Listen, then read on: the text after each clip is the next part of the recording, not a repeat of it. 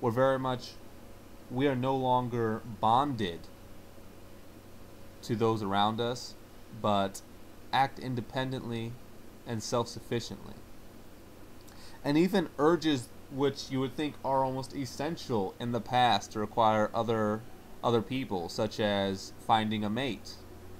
These urges too have been subdued in our technological age, with the developments of there's pornography, of various magazines, um, of the internet being so widely spread. Even that urge to go out and meet someone has been dampened. The need for it has been uh, diminished. So you can kind of service yourself, if you don't mind the phrase, nowadays more so than you could have in the past. Yeah. So because of these, because of these independent uh, means we have developed through being technologically advanced, because of our independent mentality that we've been raised with, this self-sufficiency, we have very much been the need to be connected is no longer there. It's no longer essential. And many of the urges that would have connected us before, that would have, made us be inclined to go out, have been diminished by substitutes.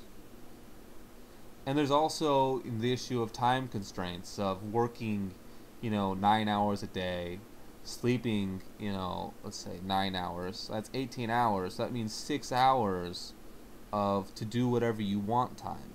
So even our structure of our society, the time windows we have to interact, and how much more convenient, how much easier it is to do what we've been used to doing day in and day out, to go log on our computer and browse YouTube, to go read a book, to go play some video games, to go, maybe you might just call a friend as opposed to go visit them, with the dawn of the phone. So with our advances has come some pains as well in our society, some negative side effects. So I'm going to take the last bit here to talk about some of the solutions. How do we get people to engage more? And a random aside, I was taking a social deviance class in college, and I remember some of the people saying in that class that they were asked to do one socially deviant act, and some of the people were saying, my socially deviant act was to talk to a random person, a person they didn't know, a person waiting for the bus with them, a person waiting in line to go get food. So that's just almost sad, really, that was listed. But it just speaks to the state of our society, and that is something we should just have to accept. And once we accept it, learn, is this what we want, and if not, how do we change that? And I feel it is something that needs to be changed. I feel it is very crucial to the fabric and strength of our society, of having pride in our country, in our neighborhood, even within ourselves. I believe that these social interactions are crucial and perhaps more meaningful than all of the stuff that we have distracted ourselves with. But here are some in general solutions that I have that I propose. I feel that where we need to start with is obviously within our kids, how we raise them, how we teach them, the perspective we give them of themselves and of others. Giving them self-confidence. Giving them views of respecting other people's views. Um, Teaching them the lessons of how to interact with people, how to deal with things, how to express themselves, how to expect to be respected and how to give it. These are important life lessons uh, that we can teach our children. And ways I suggest doing that is get them involved in clubs, get them involved in soccer, get them involved in basketball.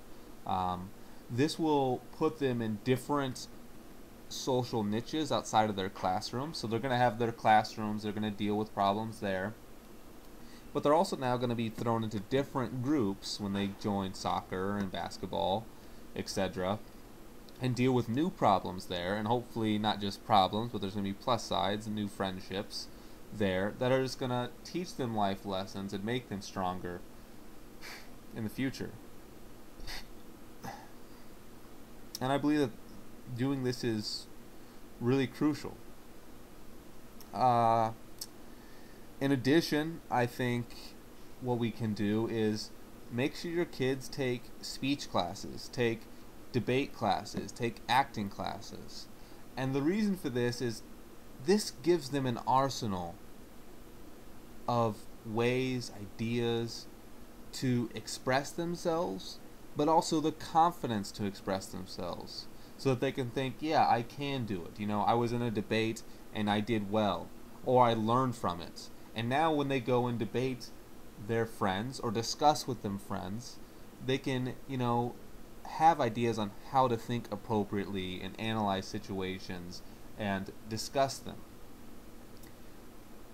And acting, I feel, is probably, one of the strongest areas where you're in front of a camera or in front of an audience and you have to act out. And they have to understand, even if they mess up, they're never going to remember.